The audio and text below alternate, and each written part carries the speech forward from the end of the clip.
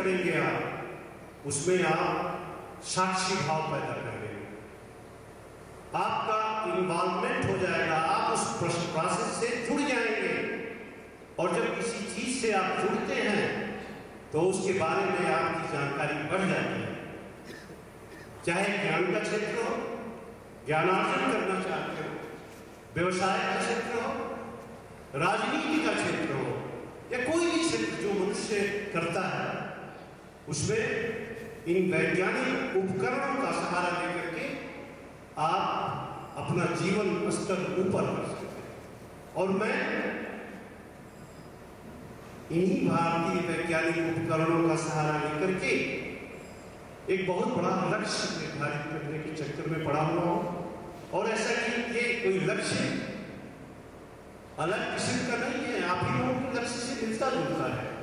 फर्क इतना है कि भारतीय वैज्ञानिक दृष्टि अपना करके राष्ट्रीयता को अस्थायी तौर पर उभारना चाहता हूं। इसमें हमारे कई मित्रगण लोग हैं। वैज्ञानिक प्रयोग करके मनुष्य में कोई उपकरण नहीं चाहिए इसके। जब हम राष्ट्र की भावना को मनुष्य के अंदर भरेंगे तो एक ऐसा जन जागरण होगा जिससे सबकी संपन्नता बढ़ेगी, इस देश की समृद्धि बढ़ेगी, इस देश में शांति बढ़ेगी। हमें पूरी तौर पे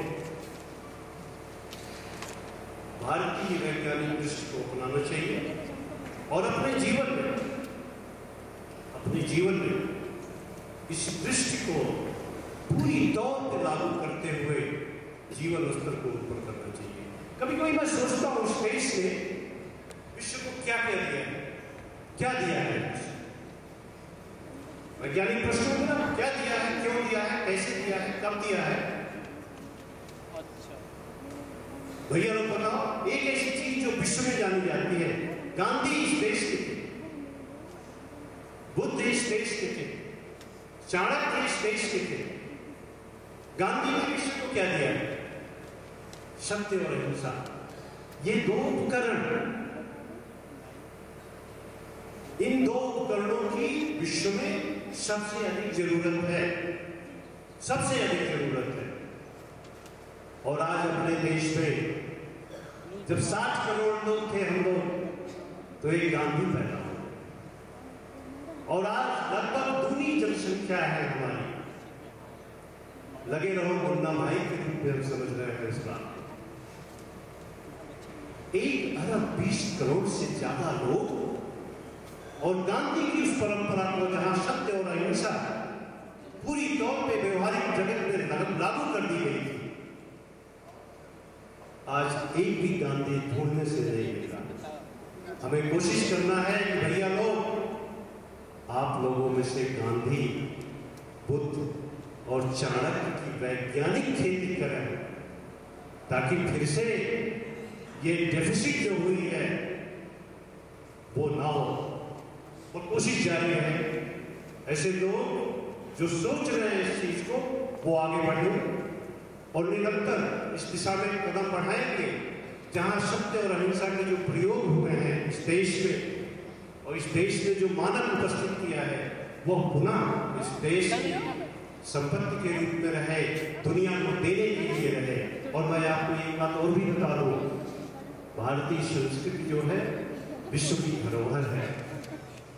और आज के जो क्षुद्र नायक है, इनको क्षुद्र नायक कहता हूं मैं, उसे आप भी जानते होंगे। ये भारतीय संस्कृति का इनके पल्ले कम पड़ी। ये हर चीज का अस्वस्थ पक्ष जो है वो सामने प्रस्तुत करके अंग्रेजियत का नमूना प्रस्तुत करते हैं। हमारे बाप दादा अंग्रेजों से परेशान थे और हम अंग्रेजियत से परेशान। आज के युग में हमें इसी से उबरना। मैं थोड़ी देर आपको जो विषय जिस पे मैं रिसर्च करता हूँ उसके बारे में आपको बताऊंगा, और उसके बाद आप लोग अन्य लोगों से सुनेंगे। कभी वैज्ञानिक चर्चा जो होती है वो एक कमरे में बंद उस तमाम ऑडियो विजुअल सिस्टम को लेकर के आगे बढ़ती है, उसका भी प्रयोग किया जाएगा। आनुवंशिकता, इसमें कितने लोग आनुवंशिकता का नाम सुने हैं? चलिए, बड़ी अच्छी बात है। अगर मैं ये कहूँ जो नहीं जानते हैं, आनुवंशिकता आपको पैदा की है, आपका जीवन जो है उसी पे आधारित है। पिछली बार जब मैं आया था तो आप लोगों में से मुझसे निवेदन किया था कि घर जाइएगा तो अपनी मम्मी से पूछिएगा या डैडी से पूछिएगा कि उनके पिताजी का नाम क्या है। एक वंश वृक्ष बनाइए, इससे आपके कुल का, खानदान का मान बढ़ेगा। और जब प्रश्न करेंगे तो उनसे ये भी पूछिएगा कि उनके पिताजी का क्या नाम था, उनके पिताजी का क्या नाम था। इस तरह से आप अपने कुल का इतिहास जानेंगे। आनुवंशिकता इसी कुल के इतिहास को जानने की वैज्ञानिक पहल है और मेरा ऐसा विश्वास है कि भारत देश में नाम कुछ भी रहा हो, जेनेटिक्स का, आनुवंशिकता का, ये व्यवहारिक जगत में बहुत पहले से चली आ रही है। वरना आज 4,500 से ऊपर जातियां इस देश में नहीं होती। 4,500 से ऊपर जातियों का मतलब है कि सभी अपने कुल का जो जेनेटिक मटीरियल है उसके प्रति सचेत है, बूझे या बूझे वो उसका मान बढ़ा रहे हैं। तो स्वस्थ पक्ष जाति प्रथा का ये होगा कि हम अपने जाति का मान करें, अपने जेनेटिक मटीरियल का मान करें और दूसरे लोग जो दूसरे जातियों के हैं वो लोग भी उसका मान करें। और हद तो तब हो जाएगी जब गांव-गांव कुल मंदिर बन जाए। कुल मंदिर ऐसे होगा कि आज क्या होता है, गांव के बाहर जाइए तो एक माटी का धोधा मिलेगा आपको, इसको टीह कहते हैं।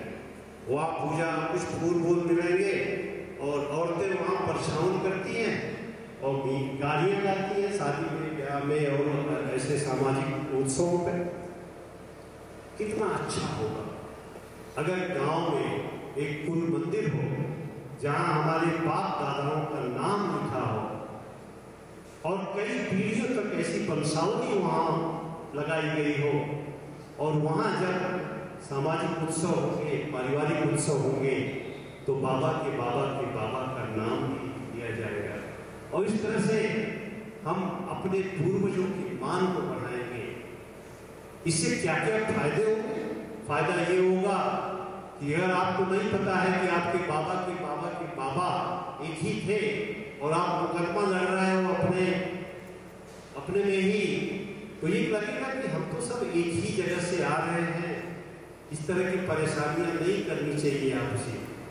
समाज में कुछ मुकदमे कम हो जाएंगे, लोगों का अपने परिवार के प्रति मान बढ़ेगा और इस तरह से एक ऐसे